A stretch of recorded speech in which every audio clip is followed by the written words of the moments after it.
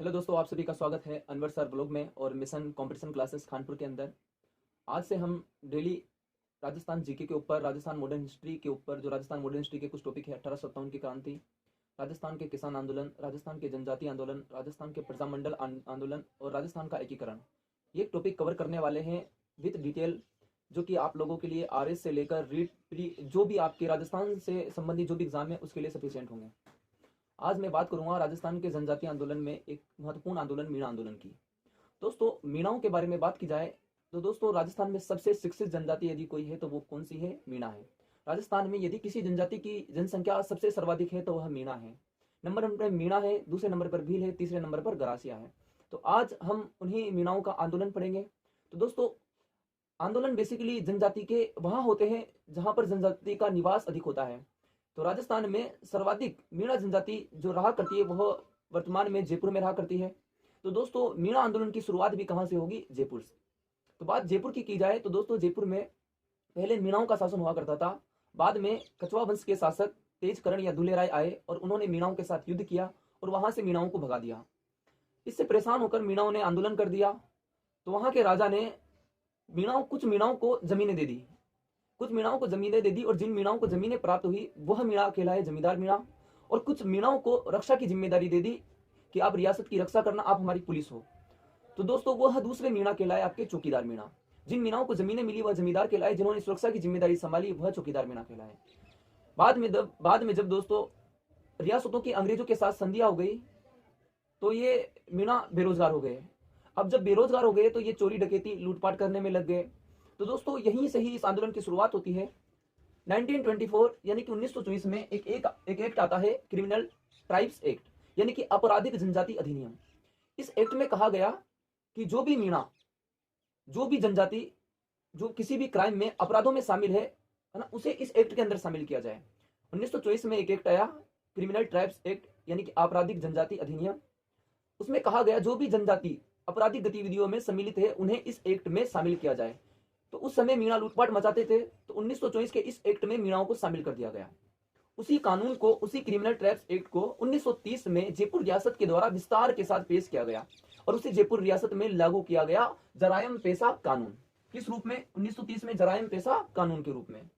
और इसके अंदर कहा गया कि जितने भी मीणा हैं, 12 वर्ष से अधिक जितने भी मीणा है, उन सबको थाने में प्रतिदिन हाजिरी लगानी होगी।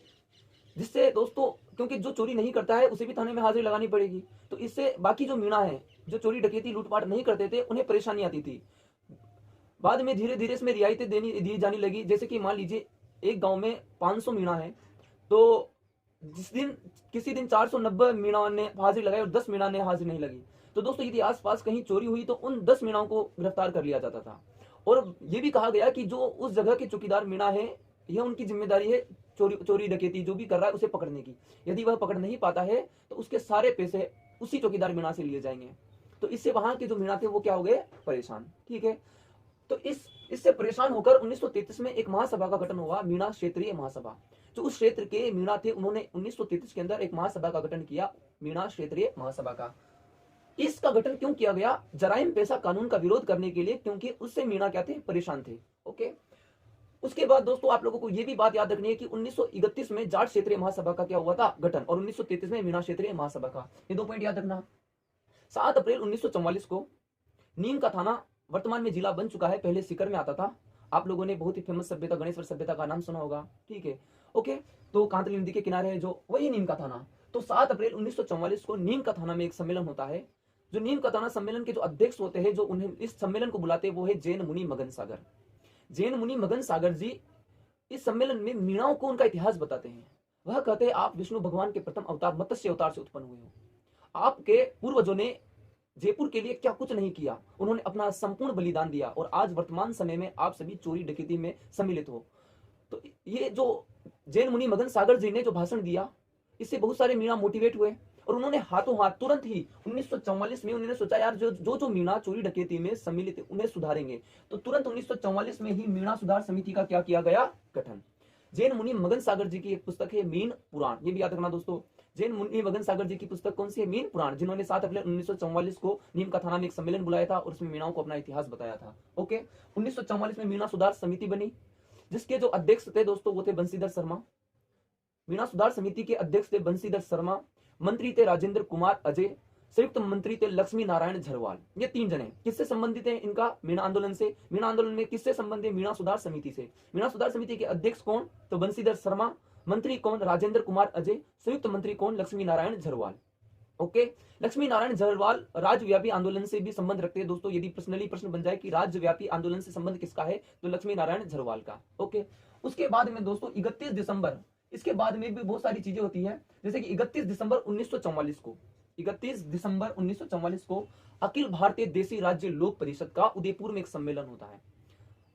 31 दिसंबर 1944 को अखिल भारतीय देसी राज्य लोक परिषद का उदयपुर में एक सम्मेलन होता है, जहां पर आपके मीणा सुधार समिति के 2 सदस्य राजेंद्र कुमार अजय और लक्ष्मी नारायण झरवाल जाते हैं और जरायम पेशा कानून को, ठीक है, उसको रद्द करने के लिए एक मांग स्वीकृत करते हैं। जरायम पेशा को रद्द करने के लिए, ठीक है, वहां पर इस कानून को स्वीकृत करते हैं कि भाई इसे कानून को रद्द किया जाए। कहां पर?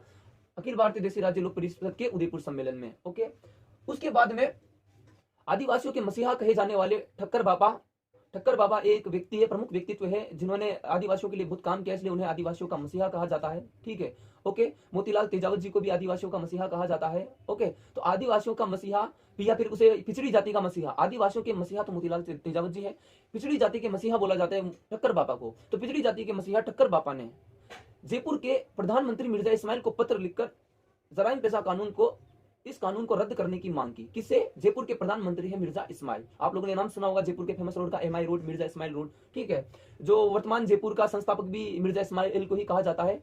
तो ठक्कर बाबा पिछड़ी जाति के मसीहा आपके ये किसको, मिर्जा इस्माइल को क्या लिखते हैं? पत्र लिखकर इस कानून को रद्द करने की मांग करते हैं। उसके बाद हमें 4 मई 1946 को जयपुर रियासत जराइम पेशा कानून को रद्द कर देती है। 4 मई 1946 को जयपुर रियासत आपके जो जराइम पेशा कानून है उसे क्या कर देती है? रद्द कर देती है। उसके बाद 28 अक्टूबर 1946 को एक सम्मेलन होता है दोस्तों जयपुर में, बागावास सम्मेलन। बागावास जयपुर में एक जगह है, वहां पर सम्मेलन हुआ, इसलिए उसका नाम है बागावास सम्मेलन। बागावास सम्मेलन में 26,000 मीणा 26,000 मीणा एक जगह एकत्रित होते हैं। जो उनका पद था जिससे वो परेशान थे, उसी की वजह से उन्हें परेशान होना पड़ता था, वो था चौकीदार। तो 26,000 मीणा ने अपने पद से इस्तीफा दे दिया। कब दिया? 28 अक्टूबर 1946 को। कहां पर? बागावास सम्मेलन में। और एक साथ इस्तीफा देने के कारण 28 अक्टूबर को मुक्ति दिवस मनाते हैं। क्या मनाते हैं? मुक्ति दिवस, क्योंकि उन्होंने अपने पद से क्या दे दिया? इस्तीफा दे दिया, तो उनको चौकीदारी पद से क्या मिल गई? मुक्ति। तो इसी दिन को वो क्या कहलाते हैं? वे मुक्ति दिवस के रूप में मनाते हैं। और मुख्य तौर पर 1952 में हीरालाल शास्त्री व टीकाराम पाली के प्रयासों से यह कानून समाप्त हो जाता है और इसी के साथ ही आपका मीणा आंदोलन भी समाप्त हो जाता है। तो आप सभी से गुजारिश है, इस वीडियो को 1 से 2 बार देखें। आप लोगों को महत्वपूर्ण डेटे 1924 में क्रिमिनल ट्राइब्स एक्ट, 1930 जराइम पेशा कानून, 1933 मीणा क्षेत्रीय महासभा, 1944 नीम का थाना सम्मेलन, 1944 मीणा सुधार समिति, उसके बाद आप लोग 28 अक्टूबर 1946 बागावास सम्मेलन, ये महत्वपूर्ण डेटे है जहां से प्रश्न बनते हैं और यहाँ से कई प्रश्न बन चुके हैं। तो आप लोग इसे देख लेना। वीडियो को अच्छी लगी हो तो वीडियो को लाइक करना, इस वीडियो को शेयर करना मत भूलना। और यह आयस से लेकर रीड सबके लिए सफिशिएंट है। और दोस्तों वीडियो कैसी बनी कमेंट में जरूर बताना। Thank you so much.